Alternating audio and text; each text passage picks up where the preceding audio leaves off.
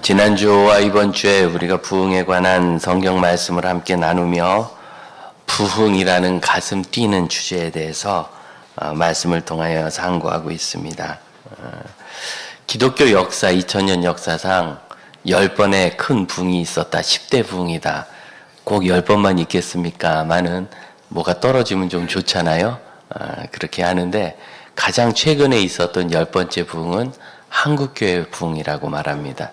전 세계적으로 이 일을 부인하는 사람들이 없습니다. 정말 기적의 부흥이죠. 잿더미에서 한국교회가 일어났습니다. 그러면 한국교회가 얼마나 어두운 가운데서 섰고 또 이 사회가 어두운 가운데서 일어나는지 모릅니다. 고대 무속 종교에서 불교, 도교, 유교, 짬뽕돼서 무당까지 근시일 내까지 최근까지도 무속의 영향력은 상당하고 이런 어둠은 과거엔 정말 심했습니다. 선교사님들의 서신에 보면 어떤 이야기가 있느냐면 연병이라고 하는 돌림병이 돌면 티푸스죠.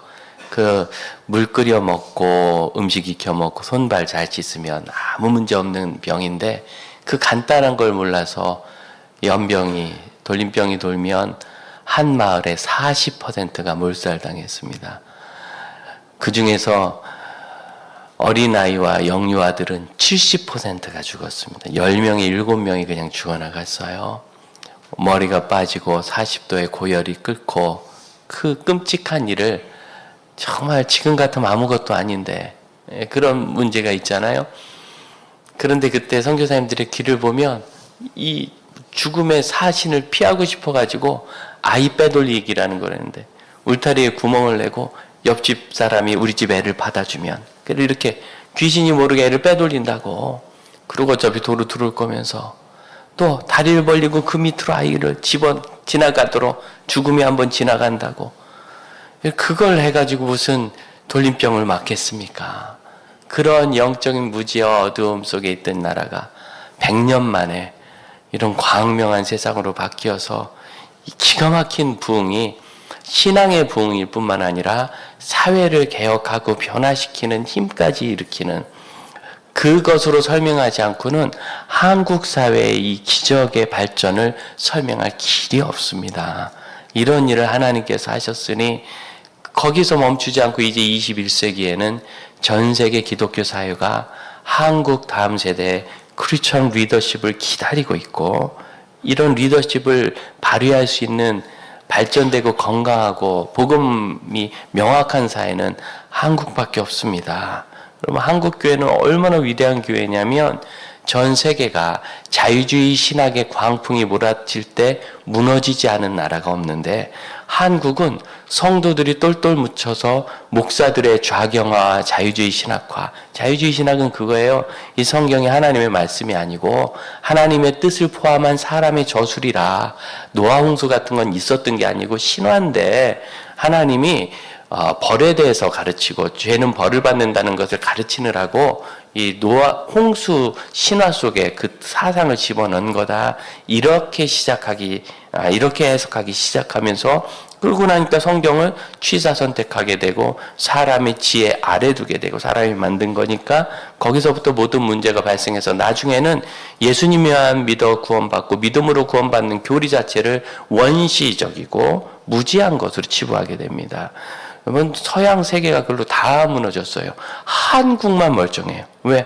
한국은 목사님이 혹시 영향받아서 비슷한 설교를 했다 치면 성도들이 늑대같이 달려서 목사님 그 말이 됩니까? 그럼 성경이 하나님 말씀 아닙니까? 목사 깜짝 놀라서 아니 그건 아니고요. 그런데 아까 왜 그렇게 얘기했습니다. 그래서 목사들이 문 닫고요.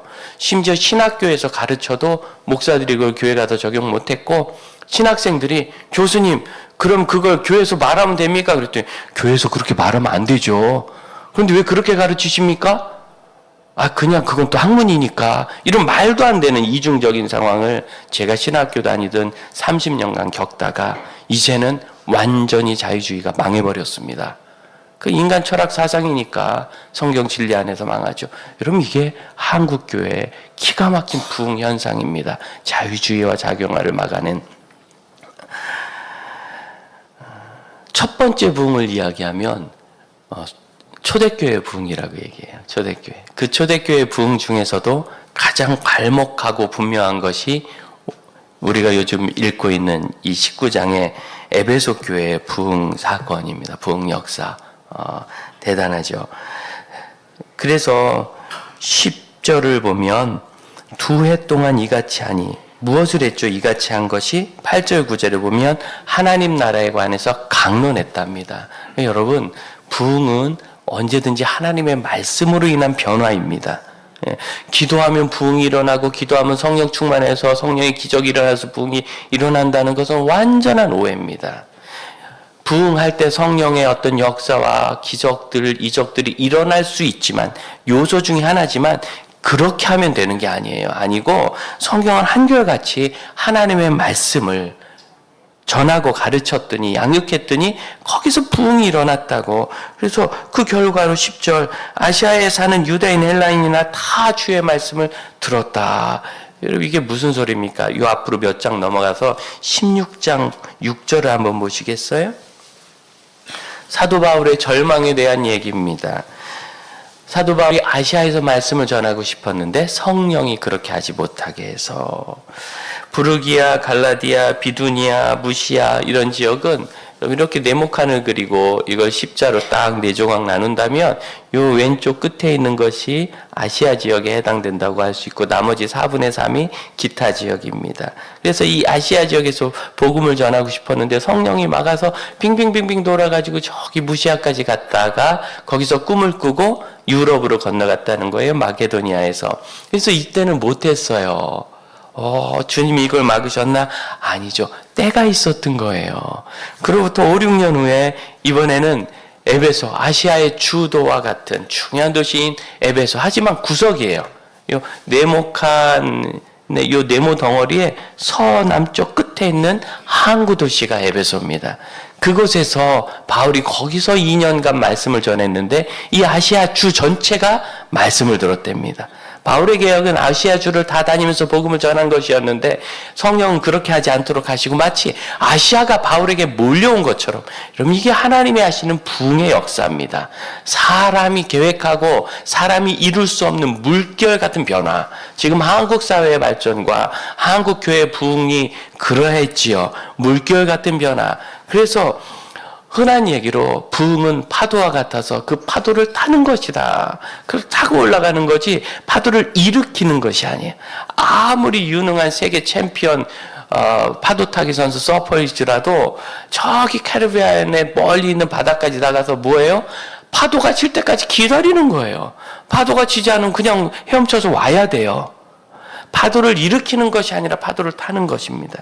그 파도가 일어나는 그 파도를 타는 방법은 하나님의 말씀이라는 거예요.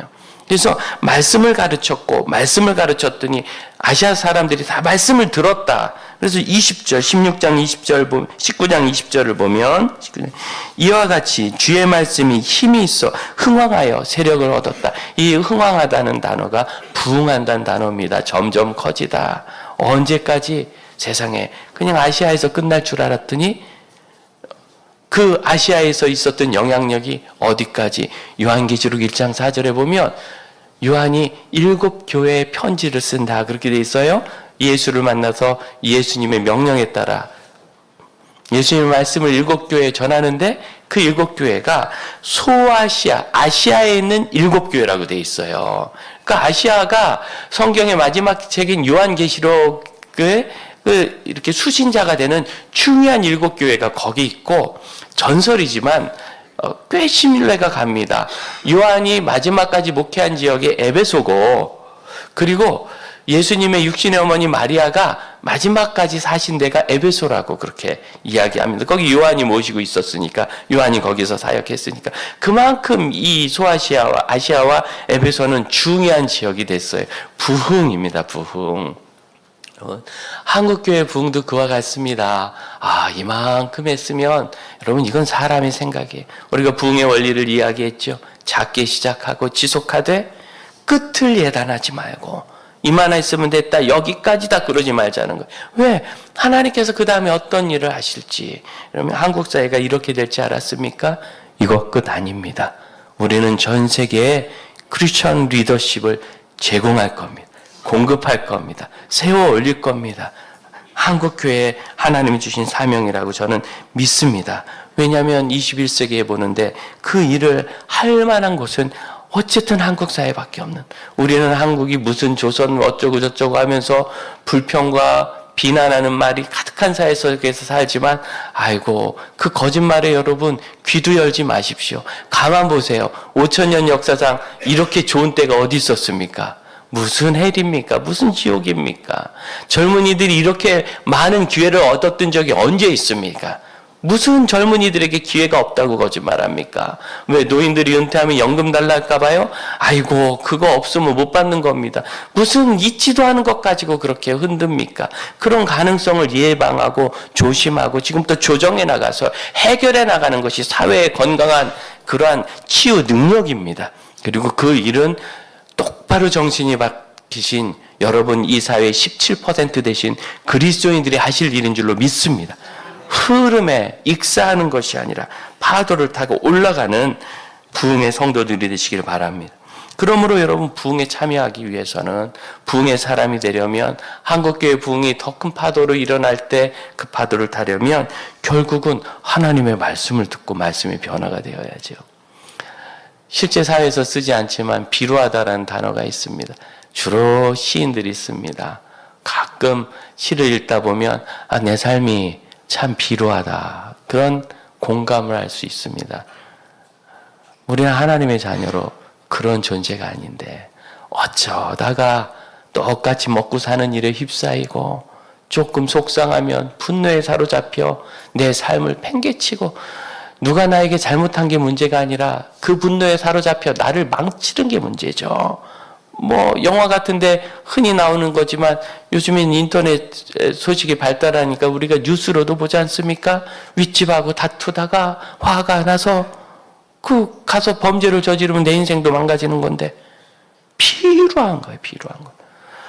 우리가 그런 일은 하지 않겠지만 참 비탄에 잠기게 되는 일이 많습니다.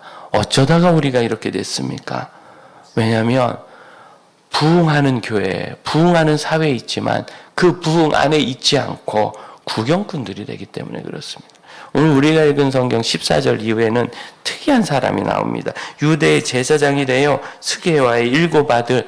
그런데 이 사람들은 내가 믿는 예수 그리스도의 능력으로 병을 고치고 귀신을 쫓는 게 아니라 바울이 전하는 예수의 이름으로 네가 나가라 그랬더니 귀신이 내가 바울도 하고 예수도 하는데 넌 뭐냐, 그리고 올라타가지고 때려서 시컷 맞고 옷도 벗고 도망갔다는 거예요. 희한한 일을 굳이 여기 적어요. 이 사람들은 누구죠? 부흥 안에 있지 않고 그걸 구경하고 신기하기는 해요. 놀라워하기는 해요. 왜 자꾸 부흥을 무슨 방언을 하고 막 기적이 일어나는 것을 이야기하는지 모르겠어요. 그게 신기하거든요. 신기한 거 참 좋아하니까 확 방언한다고 막 와 기도하고 그러면 눈이 동그래져가지고 놀래니까, 여러분 그 일이 그 사람에게 무슨 변화를 가져오죠? 그러니까 이 부흥을 뭔가 신기한 현상을 경험하는 것으로 오해를 해요. 그들은 바울의 힘을 좀 빌리고 싶어요. 정확히 하면 예수의 힘이죠. 하지만 그 복음에 마음을 열 생각은 없어요. 왜 이런 상황이 됩니까? 저는 이 본문을 주신 것을 정말 감사하는데, 우리가 믿는 예수 신앙은요, 주술이 아닙니다. 손을 흔들어서 기적을 일으키는 그런 일이 아닙니다. 충격적인 거는요, 예배를 드리면서도 주술과 믿음의 차이를 이해하지 못하는, 죄 많은 세상에서 때묻히고 살았으니까 일주일에 한 번 교회 와서 예배드리고 죄 좀 씻고 좀 마음의 평안함을 얻어가자. 이 주술과 다름이 없어요. 여러분, 기독교 신앙은 그런 감성을 채우고 윤리적 만족을 주기 위한 것이 아닙니다. 물론 감성적으로 풍부해지고 윤리적으로도 하나님 앞에 회심의 은혜, 사죄의 은혜를 얻지만 그게 기독교 신앙의 초점이 아닌 거예요. 그건 결과들 중에 하나에 불과합니다. 참 현실에서 한숨이 나올 정도로 중학교 3학년 때 예수님 만난 이후로 지금까지 교회 안에서 그런 현상을 너무나 많이 봅니다. 하나님의 말씀이 그 안에 떨어져 있지 않기 때문이에요. 여러분, 유명한 10대 부흥 중에 결정적인 것 하나는 종교개혁의 부흥이라고 하거든요. 종교개혁이 어떻게 일어났죠? 그 이전에는 성경을 못 읽게 성경을 라틴어와 히브리어, 헬라어로만 읽도록 하니 일반 백성은 읽을 길도 없고 그것도 소수의 성직자와 귀족들이 독점해서 자기들끼리 읽고 심지어 설교까지 라틴어로 해서 못 알아듣게 만들어버려요. 그러니까 시키는 대로만 하다가 왜 그런 현상이 있는가? 돈. 그렇게 만들어 놓으면 돈이 되거든요. 권력, 세속 권력과 교황 권력이 붙어가지고 유착하고 이 속에서 큰 부를 과시하고 위세를 과시하는 쪽으로 성직자의 권한을 강화해서 성직자에게 고해성사를 해야 되고 성직자를 통해서 사제를 통해서만 하나님 만날 수 있다고 얘기해버리고 사람들이 이렇게 조종하는 일에 취해 있다가 하나님의 말씀이 번역되어 말씀을 읽고 깨닫기 시작하니까 그들이 바뀌기 시작하죠. 여러분 이게 부흥인 겁니다. 말씀. 어린애들도요 말씀에 반응해서 삶이 바뀌어요. 그 아이 기억나는데 약간 이렇게 불독처럼 생긴 성격 고약한 놈이었어요. 초등학교 3학년밖에 안 되는데 교회에서 아주 못된 짓을 해서 그 선생님들도 아주 고개를 절레절레해요. 전도사님도 절레절레하고 제가 맡은 3학년 부서로 왔어요. 말썽 많이 부르죠. 붙잡아다가 복음을 쭉 전했어요. 여러분 교회 안에서 애한테 복음 전하잖아요. 어린이에게 100% 예수님 만납니다. 저희 밖에서 노방에서 하다 보면 이상한 애도 있고 방해도 있어서 쉽지 않지만 교회 온 애들은 안 그래요. 아이가 눈물 글썽이고 눈물 뚝뚝 흘리면서 예수님 영접했어요. 주에서 삶이 바뀌어요. 몇 주 지났는데 또 말썽을 부리더라고요. 조용히 불렀어요. 오늘 컨디션이 안 좋니? 그랬더니 알아듣더니 씩 웃어. 초등학교 3학년도 눈치는 짱이에요. 그렇게 말해도 잘 알아들어요. 예, 예수님이 너를 위해 뭘 해주셨지? 죄 대신 십자가에서 죽어주셨어요. 너는 예수님께 뭘 할 수 있니? 예배 잘 드릴게요. 그랬더니 가더라고. 그리고 그날 예배를 잘 드렸어요. 아이일지라도 말씀을 들으면 그 삶을 바르게 세웁니다. 이게 부흥입니다. 왜 내가 하나님 말씀을 들어야 되죠? 예수께서 나의 죄를 사하셨기 때문이에요. 그분이 목숨 주셔서 나를 건져주셨으니까 그 사랑보다 더 큰 사랑이 우리에게 없지 않습니까? 그래 그 사랑에 감격하고 그 은혜에 감사하여 이것이 진리인 줄 아는 겁니다. 잠언 읽어보니까 그럴듯한 철학적 얘기네. 세네카의 얘기처럼 카네기의 얘기처럼 오해하지 마십시오. 성경은 우리에게 지식적인 만족을 주고 무슨 처세를 가르치는 책이 아닙니다. 불신자들이야 그렇게 볼 수 있지만 하나님이 주신 생명입니다. 사람이 떡으로만 살 것 아니요 하나님의 입에서 나오는 모든 말씀으로 사는 것은 우리의 영혼은 거듭났으니 하나님이 주신 말씀의 양식 없이는 살 수 없기 때문입니다. 그래서 부흥은 이 말씀 앞에 내 마음을 여는 것이 시작이고 그것이 전부예요. 그러면 내 삶이 바뀌고 내가 간증이 되고 내가 그 부흥이 되는 겁니다. 이 본문은 부흥을 구경하고 부러워하는 사람들에 대한 얘기라고 저는 생각해요. 누가 병 났대, 누가 방언했대, 그런 거 말고 참 그 사람 하나님만 보고 살대. 이걸 부러워하시길 바라요. 내가 간증이 되는 것, 내가 시작하는 것, 그게 없으면 역사가 아닙니다. 우리 교회, 우리 청년, 청소년 찬양팀이 지금 큰 부흥을 이루어서 한국교회에 좋은 선한 영향을 끼치고 이게 어떤 기업적이고 일을 추구하는 모임이 아니라 정말 하나님 나라를 선포하고 찬양과 문화를 섬기는 좋은 일이 돼서 지난 여름 수련했던 아이들이 또 수련회하고 싶다고 그 찬양팀과 찬양하고 싶다고 저기 용산에 광주에 초청받아 집회하고 와달라는 데는 있지만 그것도 다 자기 생업이 있으니 쉽지 않아 못 가지요. 계속 사역을 잘해요. 한 달에 한 번 하니까 날짜 맞추기가 쉽지 않은데 강원도에서도 아이가 오고 저기 부천에서도 오고 그 밤중에 어떻게 가나 걱정됐더니 강원도에서 온 애는 오고 싶어서 전도사님한테 부탁해서 같이 왔대요. 차 타고 끝나고 그 밤중에 9시 반에 또 같이 가는 거예요. 이렇게까지 하나님이 하시는 일들이 있는데 사실은 이것이 지금 처음 하는 게 아니고 문화사역은 2000년대에 양수리에서 아이들 1,700명 모여서 수련회 하면서 문화가 아이들의 마음을 어떻게 두드릴 수 있는지를 보고 그 통로 중에 하나로 사용하기 시작하면서 계속 꿈꿔왔습니다. 그래서 문화사역 간다는 친구들이 좀 모이고 그랬는데 침례교 목사였어요. 그 후배가 목사님 저기요 왜 저기 뭐 많은 물소리 또 찬미의 수천 이런 거 기억납니까? 찬양들을 모아서 악보집을 해놓던 거 지금처럼 뭐 이렇게 치면 다 악보 나온 때가 아니니까 그 얼마나 인기 있었습니까? 그거 없었던 그리스도인들이 없어요. 기타 치면서 그거 보고 다 좋아했잖아요. 그런데 어린이 찬양도 다 흩어져 있는데 모아서 그렇게 만들어주면 좋겠어요. 아, 참 좋겠네. 근데 그 돈은 안 될걸. 왜? 그런 책들은 성도들이 다 하나씩 사지만 어린이 책은 교회당 하나 사서 다 복사해서 쓸 거거든요. 그래서 판매고가 그렇게 나오지 않을 거라 돈은 많이 들고 누가 그거 하겠느냐. 그랬더니 이거 꼭 필요하대. 그래서 하면 좋겠네. 그랬더니 저한테 목사님이 하든지 누구 시키라고 그러더라고. 이래서 부흥을 못 경험하는 거예요. 네가 해야지. 아니 남한테 하라고 하고 남이 해주기를 바라면 부흥이 없어요. 그게 정말 사명이고 중요하다면 내가 해야지. 내가 우리 교회가 직분자를 세울 때 첫 번째 생각하는 조건이 뭡니까? 믿음의 사람인가? 상식적인 사람은 학교에 많습니다. 회사에 많고. 이것이 하나님의 뜻인가를 바라보고 믿음의 원리 안에서 하나님의 뜻을 찾아가는가? 하나님의 뜻이라면 벽돌 한 장 놓고 시작해야죠. 하나님의 뜻이라면 한 명과 공부하면서 시작해야죠. 그런데 벽돌 한 장씩 해서 언제 집 짓습니까? 한 명씩 해서 언제 다 말씀 가르칩니까? 그러니까 상식적으로 사는 거예요. 하나님의 뜻이 기준이 아니고. 여러분, 내가 믿음의 사람인지 점검하시고 내가 하나님의 말씀과 믿음을 따라 고민하고 기도하고 도전할 생각이 없다면 우리 교회 중직자가 되시지 않는 게 좋아요. 왜냐하면 우리는 믿음의 원리에 따라서 사역하기 때문에 혼자서 거기에 대해서 그게 말이 되느냐, 뭐 우리는 무리다, 재미없다, 뭐 해봐야 안 됐다, 상식적인 얘기로 오히려 하나님 역사에 걸림이 되어 자기 자신이 넘어지는 돌이 되기 쉽기 때문입니다. 자신을 살리기 위해서라도. 왜냐하면 하나님의 역사는요 파괴하는 능력이 있어요. 예수님은 뽑고 파괴하고 부서뜨린다, 그 위에 건설한다, 이렇게 표현하세요.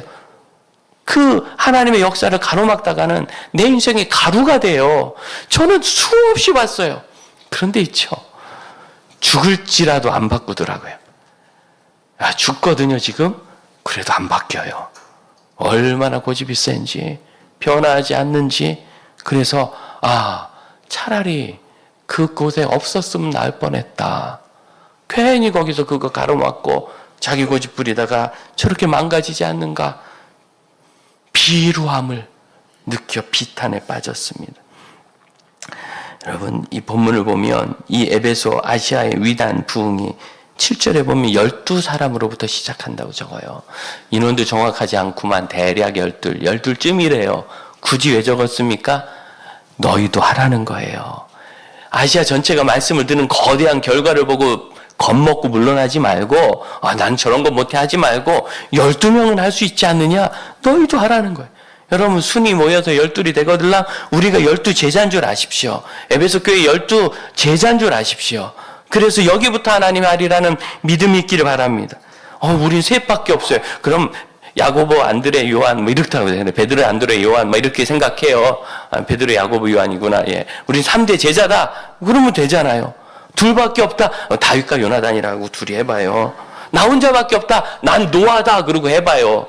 뭐 하나 누가 좀 대충 따라오는데 열심히 안 따라오고 한 명 있다 그러면 나는 아브라함이고 저건 롯이구나 이러고 달고 가세요. 모든 경우가 성경은 다 보여줍니다. 한 명이든 한 명 반이든 2명이든 3명이든 12명이든 50명이든. 우리가 못하는 건 작아서가 아닙니다. 하나님이 크신데요. 말씀에 내 마음을 열지 않기 때문입니다. 너희도 하라는. 그러므로 여러분, 말씀을 듣고 말씀으로 열리고 변화되시기를 축복합니다. 이 스기라의 아들들 유대 제사장들 아니에요.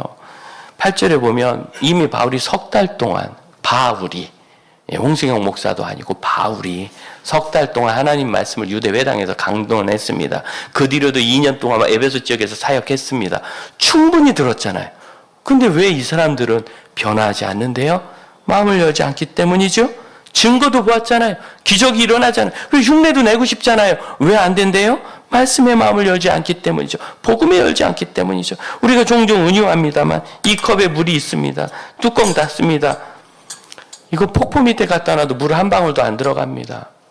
하나님의 은혜가 쏟아지고 하나님의 말씀이 있어도 내 마음을 열지 않으면 그것이 내 삶에 채워지지 않고 내가 변화되지 않습니다. 마음을 여는 게 중요합니다. 마음을 여는 것이. 여러분 부탁드립니다. 예배 한 번일지라도요. 하나님 앞에 나올 때는 최선을 다해서 내가 말씀 듣고 하나님 만나고 하나님 뜻을 채워가리라는 결심을 가지고 나오시길 바랍니다. 구경하도 오지 마시고. 좀 가면 보면요. 답답해요. 사실 인생은 태도 아닙니까? 태도. 우리 저기 이렇게 멋있는 안수 집사님, 우리 참 멋있는 우리 전강수 하나님도 예비군복 입혀놓으면 아무 데서나 막 소변 보고 그래요. 그 태도가 그렇게 중요해요. 태도가. 우리 총신에서 신약 가르치셨던 권성수 교수님, 교회에서 목회하시면서 성경 읽는데 이렇게 읽으세요. 아주 보는데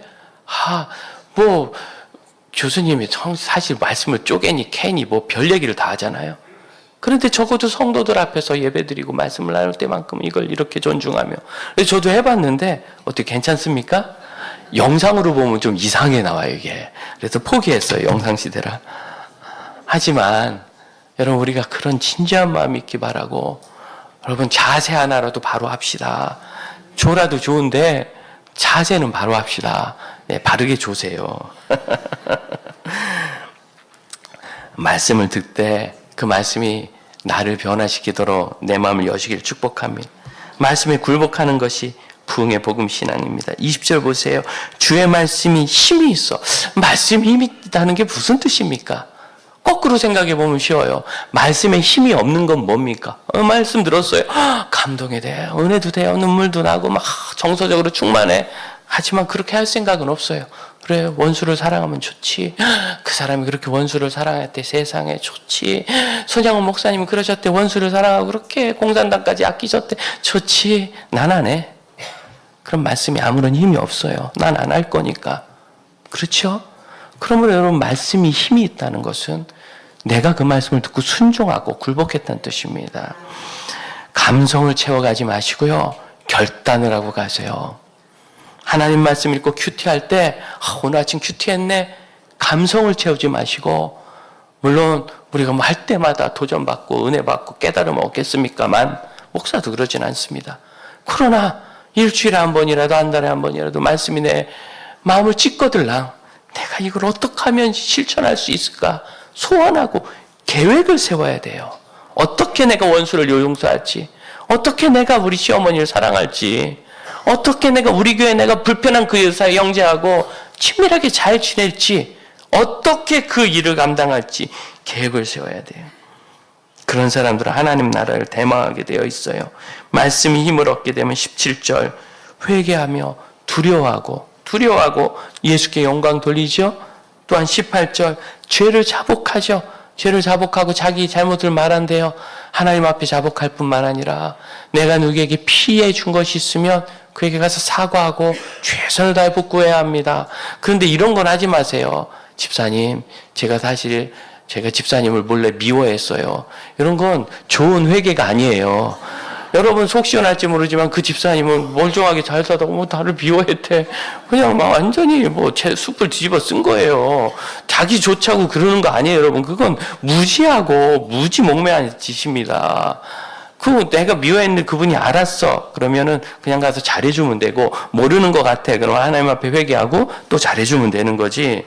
그걸 가가지고 막 굳이 얘기해서 정말 평안히 사는 사람에게 평안을 깨치고, 그분이 무슨 생각했어요? 내가 뭘 잘못했길래 날 미워했을까? 내가 어떻게 하면 될까? 막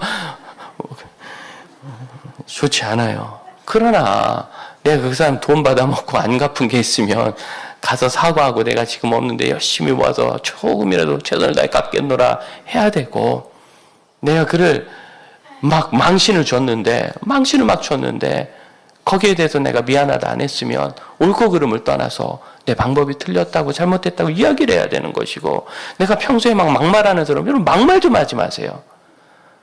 막말 좀 하지 마세요. 교회 평화가 어디서 깨져요? 교회 평화가 누가 누구를 때려서 깨져요? 아니면 목사가 막, 물론 제가 뭐 재정을 횡령하면 평화가 깨지겠지만, 그래가지고 저는 통장을 아예 안 가져요. 전 구병밖에 못해요. 우리 집사님들이 카드도 안 줘요. 구병밖에 못해요. 아예 없어요. 교회 평화가 어디서 깨집니까? 말로 다 깨지잖아요. 말로.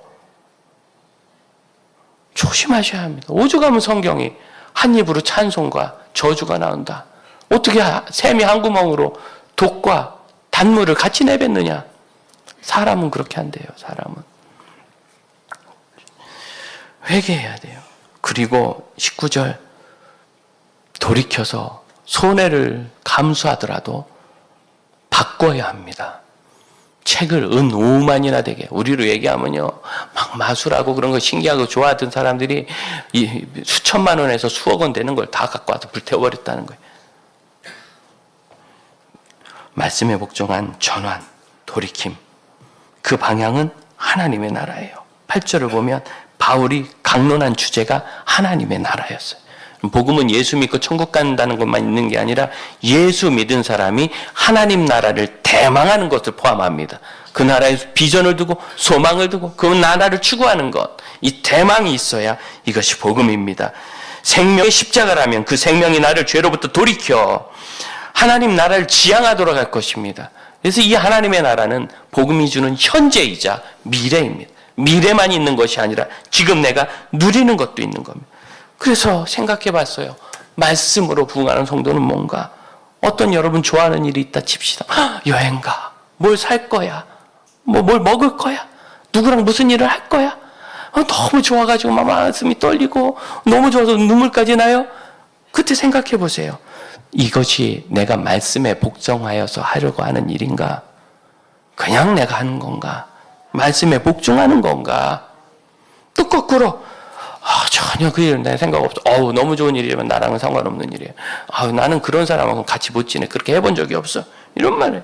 그때 난 그럴 생각이 전혀 없는데 이게 내가 말씀에 복종하여서 그럴 생각이 없는 건지 그냥 내 마음대로 막 싫은 건지 내 천성으로. 갑자기 중등부를 맡으라는데 그때까지 제가 청년부 8년 9년 하고 다시는 어린이들 안 할 줄 알았어요. 어린이면 하겠어요. 제가 중등부, 여러분도 싫어하는 중등부, 우리 아들도 중학생이면 싫잖아요. 그런 중등부, 말도 안 통하는 애를. 그래가지고 그만두면 되지 뭐 이런 마음으로 나오는데 갑자기 목사님께서 홍 목사 그런 일로 그만두고 그러는 거 아니다 이러시더라고요. 내 속마음을 들킨 것 같아요. 그럼 목사들 세계는 어떤 게 있느냐면 내가 이제 그만하고 싶어요. 담임 목사님 찾아가서 목사님 저 올해까지 말고 사임하겠습니다. 그랬을 때 담임 목사가 보고 아니 당신 좀 더 있어야 돼. 더 있어. 그럼 못 그만두는 게 저희 세계예요. 노동법 위반입니까? 노동법 얘기하려면 돈 벌러가지고 교회로 왔어요. 택도 없는 소리 하고 있어요. 그게 아니라 내가 그만두겠다는 건 내 마음의 분노일 수도 있고 부족함일 수도 있고 아쉬움일 수도 있잖아요. 그런데 저를 영적으로 지도하고 목사하는 목사 제도는 위에서 배우는 거예요. 그대로 선배를 통해서 볼 때 저의 멘토가 볼 때 아니 당신은 여기서 아직 더 수련해야 될 게 있다 남아라 그러면 내가 싫은 걸 꿰뚫고 남아야 돼요. 그래서 목사들이 거룩해지는 겁니다. 지 하고 싶은 것만 해가지고는 절대 영성이 성장할 수 없고 사역도 성장하지 않습니다. 그래가지고 그 말을 듣고 가만히 있어봐 이게 뭐지 하고 어영부영 하다가 12월은 금방 지나잖아요. 그냥 그만도 못 두고 1월 첫 주가 돼서 중학생들 만나러 갔는데 세상에 150명 중에 나를 쳐다보는 애가 하나도 없어요. 그 예배당에. 내가 이래서 하기 싫었어. 그런데 열흘 만에 부흥이 떨어졌어요. 수련회 가 있는 수목금 3일간 아이들이 막 예수님을 만나가지고 둘째 날 저녁에는 기도회가 새벽 3시까지 갔어요. 밤샌 애도 있어요. 막 기도하다가 나와서 라면 먹고 또 들어가서 기도하고 새벽에 지네끼리 모여서 또 막 한 30분 찬양하 또 막 울고 기도하고 난리가 났어요. 난리가 아이들이. 그 이제 금요일 날 돌아왔어요. 아직 이제 토요일 주일이니까 교회 소문도 제대로 안 났어요. 그때 예배를 하는데 100여 명이 막 일찍 왔습니다. 예배 전에 일찍 오기로 약속도 했고 예배 이제 일찍 오기로. 찬양 인도자는 그 전주에 이런 중학생들하고 난 찬양 못하겠다고 2년 하다가 가버려서 사표 내고 유명한 사역자예요. 유명한 사역자. 그래서 찬양 인도할 사람도 없으니까 할 수 없이 제가 서서 앞에 기도하고 우리 하나님께 전심으로 찬양합시다. 그래서 애들이 와! 그랬더니 자리에서 벌떡 일어났어요. 7, 80명이. 근데 그 교회 교사가 44명이었는데 수련회 6명 따라왔어요. 6명. 아주 애나 어른이나. 그러니까 아직 아이들이 무슨 일이 있었는지 교사들도 모르나요? 아이들이 앞에서 막 7, 80명이 반도 필요 없고 그냥 다 앞으로 앉으라 그랬어요. 열정 있는 새. 벌떡 일어났더니 무슨 짜고 나 놀리는 몰래카메라인가? 그런 표정으로 쳐다봐요. 그리고 아이들이 찬양으로 울고 눈물 띄고 펄쩍펄쩍 뛰면서 찬양을 해요. 중등부 너무 싫어했는데 한 거. 그것도 복종이라고. 근데 가만 보세요. 그게 진짜 복종이죠? 근데 너무 싫은 거예요, 그거. 실제 하나님하고 한 달은 제가 사이 안 좋았었어요. 왜냐하면 제가 평생 기도할 때 주님 저는 아골골짝 빈들의 아마존에도 가지만 중등부에는 안 갑니다. 이거 하나 기도했거든요. 딱 그거를 하게 하시. 제가 그때 은혜를 경험하고 지금도 제일 자신 있는 청중이 청소년 아닙니까? 우리 교회 산부 예배 제가 인도하고 아이들 말씀 잘 듣죠. 조는 애가 없어요. 다리 긁는 애는 있어도. 여러분 그 일이 정말 싫었는데 이게 하나님 말씀이고 뜻인 줄 알고 순종하는가 그냥 내 마음대로 싫어하고 안 하는가. 목사님 저는요 좋은 것도 없고 싫은 것도 없고 아무 생각 없어요. 아무 생각 없는 이 평안의 때, 이 중립과 같은 때 내 마음을 백지와 같이 만들고 주님 저는 지금 뭘 좋아하는지 뭘 싫어하는지 뭘 해야 될지 아무것도 없습니다. 전 아무것도 없으니까 잘 됐죠? 주님이 마음대로 써보세요 하고 드릴 수 있습니까? 말씀 앞에. 제가 그 중등부를 왜 부흥을 하고 보내냐면 아이들의 삶이 막 바뀌어가지고요. 그 아이 하나는 중학교 2학년 때까지 애들 돈도 수없이 뺏었고 때리기도 많이 때려서 그 학교가 잘못하는 애가 있으면 이렇게 경고장을 하나씩 벌점 스티커를 줬는데 그걸 한 학기에 50장씩 받는 놈이었어요. 그런데 1월에 은혜 받고 2월까지 성경 공부하고 3월부터 학기 시작해서 그 학기 7월에 종료할 때까지 한 장도 스티커를 받지 않았어요. 지각만 해도 받는 거를. 그러니까 선생님들이 뭐라고 하느냐면 이거 뭐 기록이 말소됐나 보다. 네가 해킹했냐. 어떻게 네가 한 장도 안 받을 수 있냐. 이건 잘못된 거다. 왜냐하면 우리 교회 학생회 회장이 있었는데 걔도 2장 받았거든요. 그러니까 전교생이 안 받는 아이가 없어요. 한 장도 안 받았단 말이에요. 삶이 변화되고 돌이키고. 그 여름에 있었던 수련회에서는 중학교 2학년 여자애가 4일 집회인데 둘째 날 끝나고 찾아와서요. 목사님 상담할 게 있습니다. 뭐냐. 얘가 그 옛날에 그 무슨 카페 이런 거 있잖아요. 그 운영하는데 만화를 좋아해서 만화 카페를 하나 열었는데 그게 전국 최초의 만화 카페였던 거예요. 인터넷 만화 카페. 그래서 거기 막 가입자가 독자해서 가입자가 20만 명이 넘었어요. 그 옛날엔 대단한 겁니다. 지금처럼 SNS 시대가 아니라서. 그게 있는데 그래서 야, 너 대단하다. 근데 목사님 이 만화라는 게 일본에서 많이 오다 보니까 동성애적인 거 그 다음에 성적인 자극을 주는 좋지 않은 그림들 이런 게 너무 많고 그런 걸 아이들이 해소할 데가 없으니까 자기네 카페에 그런 방을 만들어가지고 쫙 그림을 갖다 놨대요. 왜냐면 이제 중2인데 얼마나 겁나겠어요. 그래서 목사님 제가 이 카페를 폐쇄하려고요. 야, 그럼 20만 명 회원 어떡하냐? 누구한테 넘겨줘. 그랬더니 그럼 목사님 그 그림이 계속 남잖아요. 네 말이 맞다. 그 아이가 집에 가서 그 카페를 폐쇄했어요. 초등학교 때부터 갖고 왔던 그 카페를 중2예요. 아이들이 이 역사 아닙니까? 19절에는 역사. 5만이나 되는 책을 갖고 와서 불태워서 없애버리면서 나는 더 이상 이렇게 살지 않겠다. 주의 뜻대로 살겠다. 사도행전의 3분의 2가 지나가는 이쯤에 우리에게 주께서 이 말씀을 읽게 하시는 이 일, 그럼 우리가 부흥의 바른 사명과 소망이 있으시길 축복합니다. 삶이 변하냐 말이에요. 삶이 변하냐. 우리 자리에서 일어나 함께 찬양합시다.